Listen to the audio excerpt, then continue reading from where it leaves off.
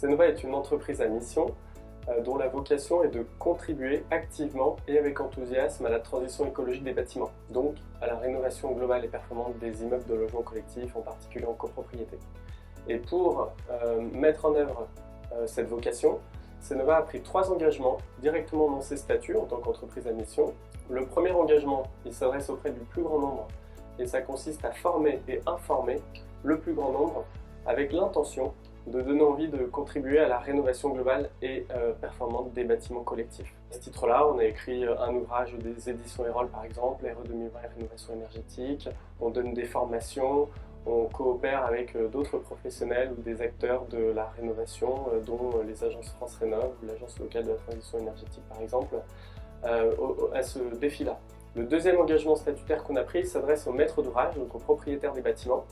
Et là, l'engagement qu'on prend, c'est de leur fournir les moyens nécessaires pour contribuer à la transition écologique des bâtiments, s'ils le souhaitent. Et les moyens nécessaires, ça passe par 2 choses. À chaque fois qu'il y a un bâtiment qui passe entre nos mains, que ce soit au stade du diagnostic ou au stade de la conception, eh bien, on s'engage à informer le maître d'ouvrage sur la rénovation qu'il serait nécessaire de faire idéalement pour répondre aux accords de Paris et à la stratégie nationale bas carbone à l'horizon long terme. De cette manière-là, il a l'information et il peut mettre en œuvre et contribuer à la transition écologique s'il le souhaite. Et le deuxième sous-engagement qu'on prend pour les maîtres d'ouvrage, c'est de faire au mieux pour rendre leur parcours de rénovation le plus simple et le plus sécurisant possible. Et puis le troisième engagement statutaire qu'on prend, il s'adresse plus spécifiquement aux collaborateurs de Cnova. Et là, l'engagement qu'on prend, c'est de leur proposer un cadre qui soit propice à leur développement personnel pour faire de chaque expérience vécue, positive comme moins positive, une source de croissance personnelle. Et c'est de cette manière-là, on pense que le chemin de la rénovation énergétique sera un chemin qui sera enthousiasmant et qu'on sera au service des générations futures, mais aussi au service des générations d'ici et maintenant, c'est-à-dire les êtres humains les plus proches de nous, nous-mêmes, nos collaborateurs, nos clients. Et c'est d'ailleurs dans cette optique-là aussi qu'on considère qu'une rénovation énergétique doit être une rénovation qui permet de rendre le bâtiment aussi plus beau, plus agréable à vivre, plus économe, donc finalement plus respectueux des habitants d'ici et maintenant et non seulement des générations futures.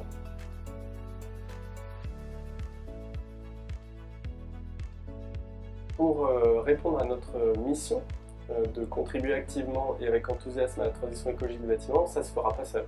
On a besoin de nouer des alliances, de coopérer avec le plus grand nombre, tous les acteurs en réalité du bâtiment et de la transition écologique. Et parmi ces acteurs, bien sûr, il y a l'Agence locale de l'énergie et du climat et la LTE 69 qui sont des acteurs clés avec lesquels on est très heureux de coopérer à la fois pour faire émerger un marché, une demande qui soit de bon niveau, qui soit à la fois qualitative et en volume, bref, pour enclencher une dynamique territoriale sur la transition écologique des bâtiments et la rénovation globale et performante des immeubles. Et puis également pour faire émerger une offre qui soit elle aussi qualitative et qui permette finalement que ce processus de transition écologique se réalise et s'intensifie année après année.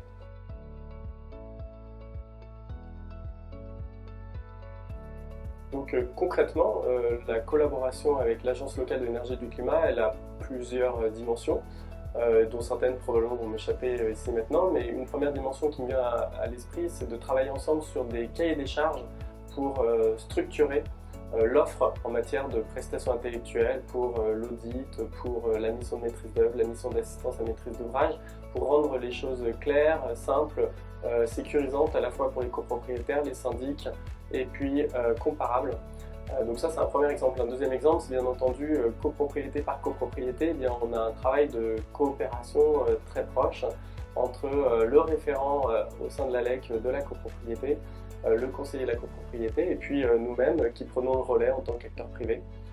Et donc il y a une concertation, une communication ensemble sur les besoins, la stratégie à adopter, la sécurisation des montages financiers, notamment les aides financières.